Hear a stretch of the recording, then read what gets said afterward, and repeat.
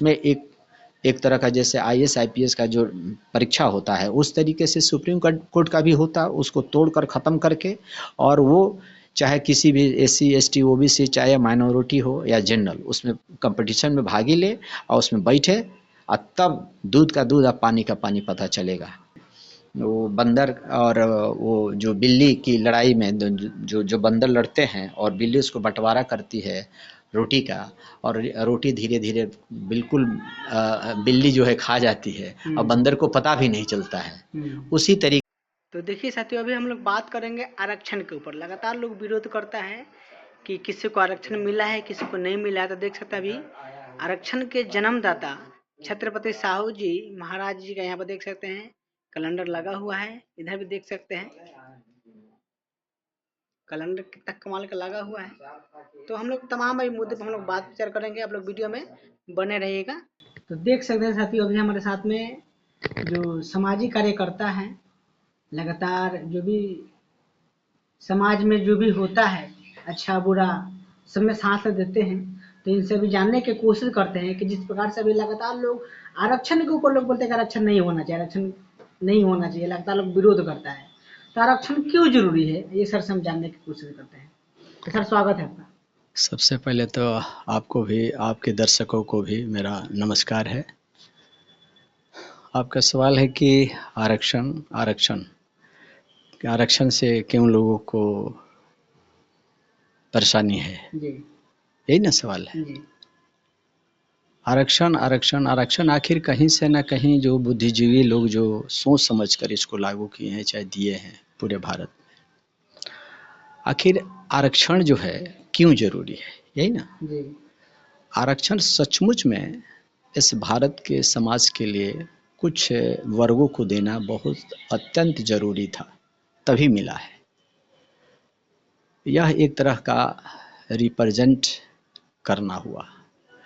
जैसे अगर किसी पिता को 5 लड़के हो या 4 लड़के हो, अगर वह व्यक्ति, वह पिता जो है एक बच्चे को अच्छा से पढ़ना, अच्छा से लिखाना, अच्छा से खान पान, अच्छा से कपड़ा दे, और 3 बच्चे को एकदम परहेज कर दे, तो उस पिता को कोई भी नहीं बोलेगा कि यह पिता सही है या एक अच्छा पिता का रोल अच्छा किया, नहीं, कोई भी कहेगा कि यह बेईमान है पिता। उसी तरीके से भारत ये जो देश में जो है कुछ ऐसे षड्यंत्र की तरह नियम बना दिया कि हमारा कुछ समाज जो है, जिसको आप एससी बोलते हैं, शेड्यूल कास्ट, अनुसूचित जाति, वो पढ़ने से, लिखने से, शिक्षा लेने से परहेज कर दिया। वो संविधान बनाकर, वो नियम 2000 वर्ष पहले ऐसा नियम बना दिया कि अगर पढ़ता है तो उसकी जबान काट ली जाए, अगर सुनता है तो उसको शीशा पिघला कर डाल दिया जाए। वो समाज शिक्षा से वंचित हो गया कई हजार वर्षों तक। खाने पीने से लेकर, उसको रहने से लेकर, जीवन की सारी कठिनाइयाँ उसको झेलना पड़ा।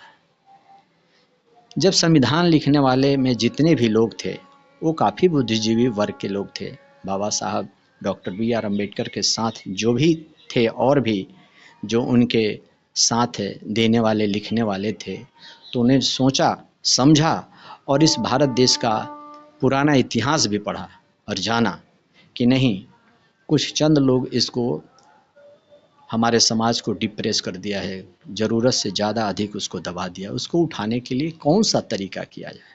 तो उन्होंने रिजर्वेशन दिया। जैसे आपको एक उदाहरण के द्वारा आप समझाने का प्रयास करेंगे। जैसे कि मान लीजिए कि 10 घोड़ा है, 10 घोड़ा में 7 घोड़ा या 6 घोड़ा स्वस्थ है और 2-3 घोड़े जो हैं बीमार हैं, लाचार हैं, वो खा नहीं पाते हैं, चाहे बुखार से चाहे जिस तरीके से अस्वस्थ हैं। अगर दोनों को एक साथ एक टब में कुछ खाने के लिए रख दिया जाए, अस्वस्थ घोड़ा को भी, अस्वस्थ घोड़ा को भी, दोनों को छोड़ दिया जाए, क्या होगा? परिणाम देखेंगे ना, तो जो भी स्वस्थ घोड़ा है वो ज़बरदस्ती बाई फोर्सली सारा भोजन अपना स्वस्थ घोड़ा खा कर मजबूत और मजबूत बन जाएगा। लेकिन बीमार घोड़ा वो नहीं खा पाएगा, जिसकी वजह से और बीमार पड़ जाएगा। तो राजा का ये काम है कि आखिर जो वो घोड़ा बीमार है कई दिनों से, वो कैसे स्वस्थ होगा। तो उसको भी अलग से अगर थोड़ा सा खाना दे दिया जाए तो खाकर 2 दिन 4 दिन 10 दिन में स्वस्थ हो जाएगा, और तब वो स्वस्थ के साथ वो लड़ सकता है, दौड़ सकता है, चल सकता है।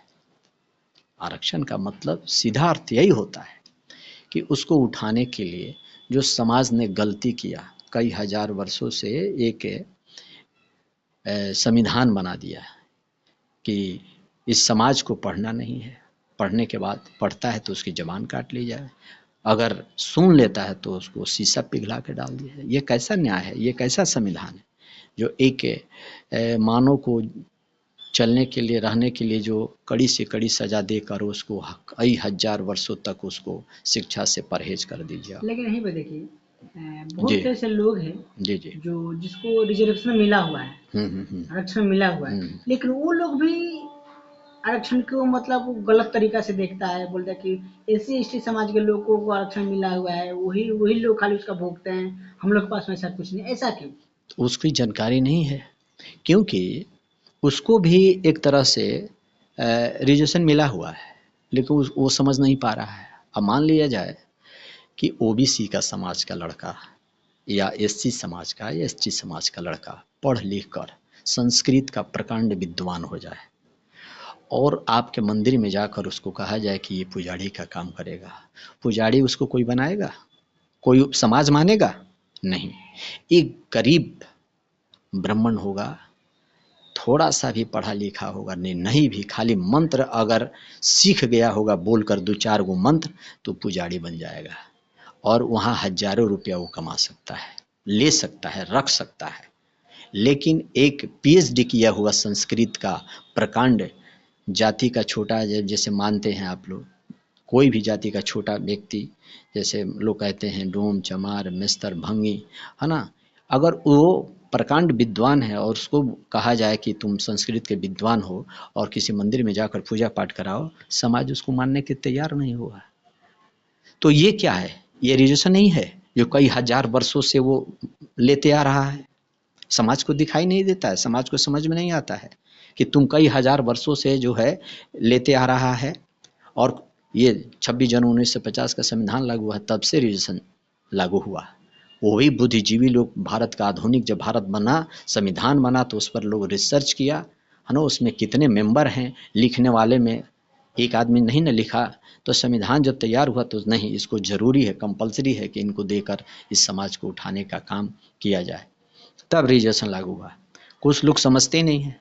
अब मान लीजिए किसी को 10 बीघा जमीन है, ठीक है, उसका बच्चा हुआ, तो वो तो ऑलरेडी उसको पीढ़ी दर पीढ़ी मिल रहा है ना, रिजर्वेशन मिल रहा है।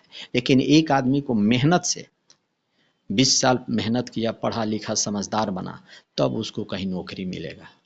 नौकरी मिलने के बाद वो भी उसके पास खाने को नहीं था, स्कूल जाने के लिए कपड़ा नहीं था, किसी तरीके से वो पढ़ा, उसके पिता गार्जियन बहुत मशक्क़त से मजदूरी करके उसको पढ़ाने का काम किए, तब नौकरी में मिलने के बाद अब जो है वो 40 साल सेवा देगा गवर्नमेंट को, बिहार गवर्नमेंट को या एक केंद्र सरकार को देगा, अपनी जीवन का सारी पूंजी दे देगा। सरकार उसके योग्य समझता है तब नौकरी देता है। लेकिन एक किसी पिता को जिसके पास 20 बीघा जमीन है, किसी भी समाज को, अगर वो भकलेल हुआ चाहे बकटेट हुआ चाहे भकलोल हुआ, वो 20 बीघा का जमीन का मालिक है वो। लेकिन किसी को अनपढ़ गंवार लड़के को रिजर्वेशन, जो अनपढ़ लड़का है, नहीं पढ़ा लिखा है, उसको क्या नौकरी सरकार दे देगी? नहीं देगी, किसी भी कीमत पर नहीं देगी। लेकिन उसका रिजर्वेशन तो कई दर से पीढ़ी दर आते आ रहा है। आप जो जमीन है पूरे भारत का जंगल है, अगर उसको सही बंटवारा हो जाए, सब कोई खुशहाल हो सकता है, रह सकता है। लेकिन किसी को इतना ज़्यादा ज़मीन है, इतनी ज़्यादा ज़मीन है, और किसी को खाने के लिए रोटी का मोहताज बना हुआ है। तो ये जो है सरकार जो है, भारत सरकार इस तरीके से व्यवस्था की है कि आरक्षण क्या है कि नहीं, जिसके पास से अन्न नहीं है, घर नहीं है, पढ़ लिख कर भी वो नौकरी पा पा सकता है, पाकर अपने जीवन को बढ़िया से यापन कर सकता है। समाज को बराबर, सम माने बराबर, विधान माने नियम, संविधान का मतलब सबको बराबर का वो दर्जा देता है, वो संविधान, उसी को संविधान बोला। कोलिजियन सिस्टम जो जज बन के आता है, जी जी, तो कोलिजियन सिस्टम हाँ। है। एक आपका जो सवाल है कॉलेजियन सिस्टम, ये क्या है? एक तरह का ये भी बहुत बड़ा रिजर्वेशन है। जो मान लीजिए कि जिस समाज का है, सोन समाज के जो वकील उनका दामाद है, वो सिर्फ वकालत LLB कर लिया, उनको सुप्रीम कोर्ट का जज बना दिया जाता है। लेकिन चाहे लोअर कोर्ट का है, चाहे हाई कोर्ट का जज हो या सुप्रीम कोर्ट का जज हो, उसमें एक तरह का जैसे IAS IPS का जो परीक्षा होता है, उस तरीके से सुप्रीम कोर्ट का भी होता है, उसको तोड़कर ख़त्म करके, और वो चाहे किसी भी SC ST OBC, चाहे माइनॉरिटी हो या जनरल, उसमें कंपटीशन में भागी ले और उसमें बैठे, और तब दूध का दूध और पानी का पानी पता चलेगा कि किसमें टैलेंट है, तब वो सुप्रीम कोर्ट का जज बने। बिल्कुल। लेकिन देखिए, जिस प्रकार से अभी बोले कि मंदिर में रिजर्वेशन है, बिल्कुल है, वहाँ पर कोई जज लोग रिजर्वेशन, वहाँ हाँ, भी जी, कोलिजियन जी। सिस्टम है। लेकिन यहीं पे देखिए, जो SC ST समाज के लोगों को थोड़ा सा आरक्षण मिला हुआ है, जी जी, तो लगातार ये सरकार कानून बना रही है कि उसको क्रिमिनल करके उसको खत्म उसको कर दिया। आपस मतलब कैसे देख रहे हैं? इसको देखिए, आपस में शेड्यूल कास्ट के भाइयों में जितनी भी 25 कास्ट हैं, उसमें आपस में एक झगड़ा, प्रतिद्वंद, घृणा पैदा करना चाहती है कि आपस में लड़े लोग, और कुछ बात नहीं है। मान लीजिए 25 गो या 50 गो या 100 गो जो भी सीट निकलता है किसी भी वैकेंसी में, तो अगर 100 गो सीट निकला, तो अगर ये भाई या नहीं तो B भाई, नहीं तो C भाई, नहीं तो D भाई, जो कोई उसको ले ले, अब उसको सब काट कर दिखाएगा, नॉट फॉर सुटेबल करके वो किसी में से सीट काट कर और जनरल कोटा में डाल देगा। तो इस तरीके से SC का कहीं से ना कहीं से हरास होगा, निश्चित रूप से हरास होगा। और ये एक बहुत षड्यंत्र है, सोची समझी साजिश है कि नहीं, किसी तरीके से इसको कमज़ोर दिखाकर उस सीट को बचाकर जनरल कोटा में डाल दो। ये चीज़ जो है बिल्कुल सरासर गलत है, जिससे कि शेड्यूल कास्ट भाइयों में संविधान में इस तरीके का कहीं प्रावधान नहीं है। आप जब संविधान पढ़ेंगे, SC schedule caste, ST schedule tribe, तो उन्हीं को सिर्फ मौका मिलता है, और उसमें से आप कटौती करके जनरल कोटा में डालें, ये कहाँ का प्रावधान? ऐसा है ही नहीं। कोटा में कोटा किया जा रहा है, जी, बंटवारा मतलब लगातार हो रहा है, हालांकि संवैधानिक नहीं है। नहीं है, संवैधानिक बिल्कुल नहीं है। संविधान इजाजत नहीं दे रही है। जी बिल्कुल। तो कहीं ना कहीं ये जो लोग हैं, आखिर ऐसा क्यों कर रहे हैं? ये तो एक षड्यंत्र है ना, राजनीतिक चाल है, जो हमारे समाज के लोग नहीं समझ पाते हैं, SC ST समझ नहीं पाती है। ये लोग चाहते हैं कि किसी तरीके से झगड़ा लगाकर और उनकी सीट को बांटकर अपने कोटा में ले लें। जब SC ST एक्ट के ऊपर जब हमला हुआ था, जी जी, सरकार उस पर बोली थी कि उसको थोड़ा सा इधर उधर कर दिया जाए, तो लगातार बहुजन समाज के लोग सड़क पर उतर गए थे। आपको बिल्कुल बिल्कुल, 2 अप्रैल को जो 2018, हाँ 2018 में 18 लोगों ने शहीद भी हुए। जी। तो अभी भी ये जो काला कानून आया है, इस काला कानून को बचाने के लिए 21 अगस्त को लगातार भारत बंद का ऐलान है। तब क्या आप लोग इसमें शामिल होइएगा? बिल्कुल, पूरे भारत के SC ST OBC माइनॉरिटी और आपको जितने लोग हैं OBC वाले लोग, समाज के भाई लोग, OBC भाई को 52% मिला है, शेड्यूल कास्ट को 15-16% है। तो इन सभी को एकजुट होकर कड़ी से कड़ी इसका विरोध करना चाहिए, निश्चित रूप से, ताकि कि जो हम लोग आपस में जो मतभेद करना चाह रहा है और सीट को बंटवारा करना चाहता है, जैसे हम लोग बचपन में पढ़े हुए हैं, वो बंदर और वो जो बिल्ली की लड़ाई में जो बंदर लड़ते हैं और बिल्ली उसको बंटवारा करती है रोटी का, और रोटी धीरे धीरे बिल्कुल बिल्ली जो है खा जाती है और बंदर को पता भी नहीं चलता है। उसी तरीके से षड्यंत्र किया है लोग। 21 अगस्त को जो तो भारत बंद का आह्वान किया गया है, 21 अगस्त को अगर किए हैं लोग, बहुत बढ़िया चीज़ है। इसमें सबको चढ़ बढ़कर हिस्सा भाग लेना चाहिए, इस काला कानून को रोकने के लिए, चाहे किसी भी कीमत पर इसको रोकना है। टोटल 21 तारीख के लोग इकट्ठे हों, SC ST OBC भाई इकट्ठे होकर इसका पुरजोर ज़बरदस्त विरोध करें। चलिए, बहुत बहुत धन्यवाद।